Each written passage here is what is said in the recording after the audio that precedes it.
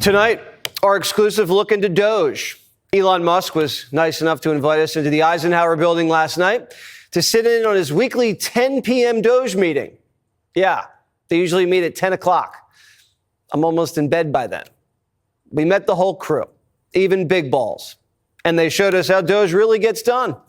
We sat back, listened, and we learned a lot, and we hope you do too. Here's part one of our exclusive interview. Elon, thank you so much for bringing us into the meeting here. I'm going to do something no anchor ever does. I'm not going to talk. What? For as long as possible. You're talking right now. I'm going to let you run your meeting, and then I'll interrupt when I'm bored. So take it away. So, like a board meeting? Like a board meeting. Exactly. All right. Well, I guess we normally go around the table, say what do we get done this week? Want to go this way? Sure. No, we start with you. Sure. So actually, a lot of great work at the Treasury this week. One of the crazy things with regards to the Treasury is that when a payment is made, and the computers at the Treasury actually pay about $5 trillion per year, like crazy amounts, there was formerly not a budget code on there. So if a payment was made, you didn't know actually what it was for. It could have been for anything. Yeah. There was a $4 billion COVID fund in the Department of Education, and there was no receipts required, so people could just draw down on it. And when people looked into it, this wasn't us, this was before us, they found that money was being used to rent out Caesar's Palace for parties, rent out stadiums, et cetera. And so the one change that Doge made with the Department of Education is we had the simple requirement that if you draw down money, you must first upload a receipt. That was the only change that was made. You must upload your receipt. And upon doing so, yes, nobody drew down any money anymore. Yes, but we didn't say that we'd check the receipt. You could send a fake receipt. You could send a picture of your dog. Anything. Anything. But as soon as we asked for anything at all, suddenly the requests were like, oh, we don't need it anymore. Huh, that's interesting. They were renting Caesar's Palace. Yes, they were like basically partying on the taxpayer money. Stadiums. Yes. Leasing stadiums. Leasing stadiums. For what? For parties, basically. For parties. Yes. That's a big party. It's a big party. You'd think if you were stealing, you'd start small. They do start small. But then what happens is over the years, so generally the fraud starts out small and they try to hide it. But then year after year, if nobody stops the fraud, it gets more and more brazen. And every year it gets bigger until they're literally renting out stadiums. Like what's that, $1 million to rent out a stadium? Fraud in flagrante delicto, okay? We're talking at scale. This is driving me crazy. Oh, yeah. When you find these things, do you guys get mad? Or do you like, yes, I got one? How does it make you feel? It's so common. It's so common. You're like used to it. I mean, you just get so numb to it. Unfortunately, like the 100th time you've heard it, it's hard not to get a little numb. Yeah. You know, but and by the 200th time, you're like, well, okay, it's just another day at the office. We checked, is the Small Business Administration giving loans to dead people over the age of 120? The answer was yes, and it was around $330 million in total. So people with a birthday that could not possibly be real. Yeah. Meaning they're over 100. They're 115 years old or older. The oldest living American is 114. So it's safe to say if anybody is in the system as 115 years or older, that is fake. So just by sharing a database and looking at social security numbers that showed that at the time of the loan, they had listed as over 115 years old, or actually under 11. We didn't even check for under 18. Babies and dead under 11 years old. That's pretty clear. Babies right? and dead people who are getting loans. That was $660 million. And also people with birth dates in the future. What does that mean? Well, in one, I mean, I think the birth date. I think in one case was like fetuses were getting loans. No, not even. No, really, sort of you're talking about like your great grandchildren, like with the birth date, like of, I think it was like 2165. So more than a century from now was the birth date. George Jetson was getting paid. Yes, because your birthday is in the future, like the far future, not like next year. Right. And this is either fraudulent or we have your birthday wrong. It's either a typo or someone's stealing. Which is it? Yes. Right. Yes. You should at least ask, which is it? Do you guys feel you're getting justice and accountability? One of the, I think, extreme examples of non-accountability in some cases has occurred at some of the small agencies. I think the Inter-American Foundation, IAF, is one of the agencies we visited where they get $50 million a year, congressional money, to give grants. These are things like alpaca farming in Peru, improving That's a real example. Yes, that's the real description. Improving the marketability of peas in Guatemala. Really? Fruit jam, and yes. What? Yeah, and so you might expect, in the private sector, a nonprofit to give 80 to 90% of their money to grantees. In the case of IAF, that was 58%. So the other half goes towards management, travel. What we're find exactly, I mean, to Ethan's example is that even if you agreed with supporting alpaca farmers in Peru, well, actually, most of the money never made it out of DC. Mm-hmm. It's going into the pockets of people in the neighborhood. What percentage didn't even get to Peru? Right. So what percentage do you think doesn't even get to the destination it's supposed to?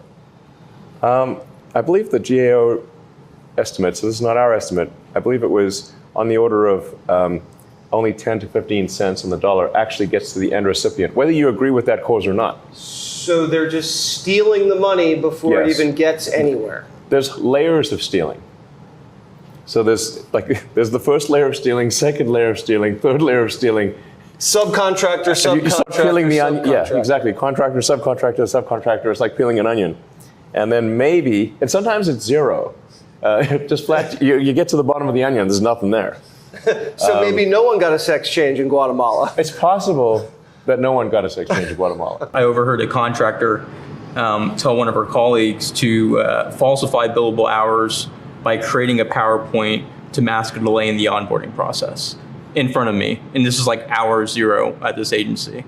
And so, I mean, this is just a common theme that you take a look at these contracts, you take a look at these grants, and it's veiled in noble rhetoric. It's at the top level. It sounds good. Yeah, it sounds amazing. And then you actually just follow what are the funds actually doing? Or send us a picture. Exactly.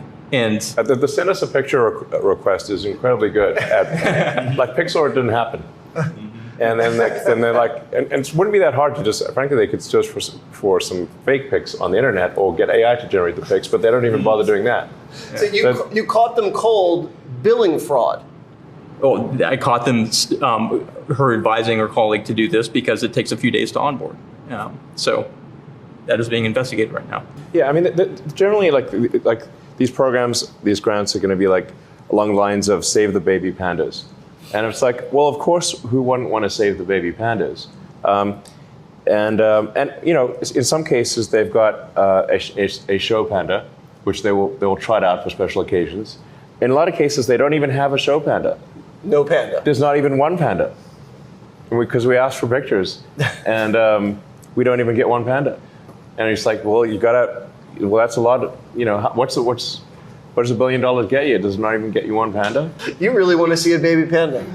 Yeah, like the Ebola money. We're like, okay, well, we agree with, we shouldn't have Ebola, Where is the money going? Oh, it's going to Deloitte in DC. Like, what is an accounting firm doing with Ebola money? What has been the biggest resistance?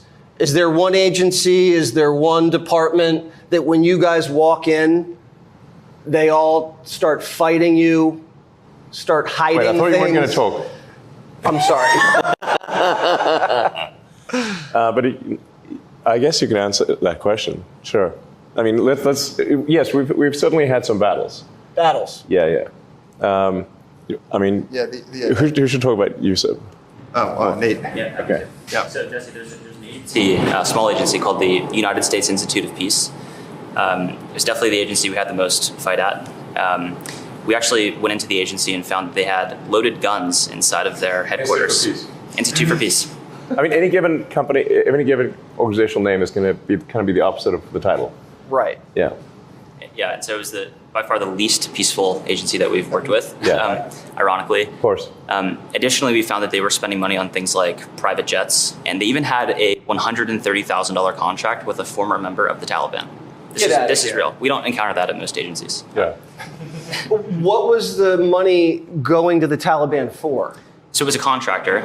They received $130,000 for generic services. And to Elon's point, there was not actually a clear description of what the contractor services were for. But Was it for opium? Unclear. Or weapons? Or nothing. Or nothing. Or a bribe? Or nothing. And you naturally have to ask the question, well, how did we get here? Like when the country was founded, there were only 4 agencies. Today there are over 400. So there's been a 100x increase in the number of agencies since the founding of the nation. And thanks to President Trump, he's now signed 2 executive orders to start to reduce the number of agencies in the government, and the Institute of Peace was one of them, which is why our team went in to try and understand what was going on. And that's when we found all of the craziness, like the weapons in their armory. We found the payments to the Taliban. Okay. Oh, yeah.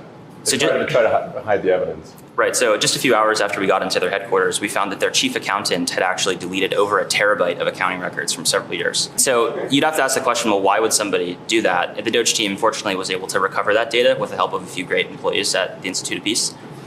And I think the most troubling thing was they received $55 million a year from Congress, and any money that went unspent, instead of returning that to Congress, they would sweep it into a private bank account, which had no congressional oversight. And that's what they would use to fund things like events at their headquarters and the private jets. And so I think it's a great example because most Americans don't know what's going on at a lot of these smaller agencies. And this is, I think, the most extreme case of some of the wasteful spend that we're finding. So the agencies are hiding money from you. They're sending it to the Taliban. They have loaded weapons in the department buildings. At the Institute of Peace. At the Institute of Peace. Yes. That's right. So this is a cover-up when you guys roll in. This one, yes, a cover-up. Yes. It's a cover-up. They did delete a vast amount of financial information. That's really a definition of a cover-up. Isn't that illegal to delete evidence? Yes. Shred documents? It is. It's certainly illegal to delete accounting records that that Congress would certainly want to know where the congressionally appropriated funds are going from taxpayers. When you catch them going Hillary style on their computers, do you refer this to the Department of Justice? In this case, we did refer the evidence in the accounting example to the FBI and DOJ, and we were proud to do that. So yes, we did. Resistance has shown up in some very surprising places. So for example, the famous fork in the road email, the deferred resignation program. So this was a program where you could resign from the government, collect pay and benefits for the next 8 months. Probably the most attractive separation program ever in human history. And the resistance actually came from the outside with people saying this is a trick. And I heard somebody refer to it as an apple with a razor blade. And no, this was just a really juicy apple, caramel dipped apple. It was that good, but people were talked out of taking it. And now what started to happen is we did have about 80,000 people take it, and now those folks who did take it are on the beach or they've moved on to a new job and they're still getting paid. And so now we're starting to offer fork 2 and fork 3, where people can see that someone's eaten this apple and it was actually really tasty and good for them. Is Doge just getting started? This is a long-term enterprise. It's a long-term enterprise because if we take our eye off the ball, the waste and fraud will come roaring back. They can Doge when Democrats get back in power. Yeah. Well, I think some of the things that, like, we're trying to have it be such that the funding is removed, so the grants are gone. So there's a lot of work required to restart the waste and fraud, and that will at least slow it down. Click here to subscribe to the Fox News YouTube page to catch our hottest interviews and most compelling analysis. You won't get it anywhere else.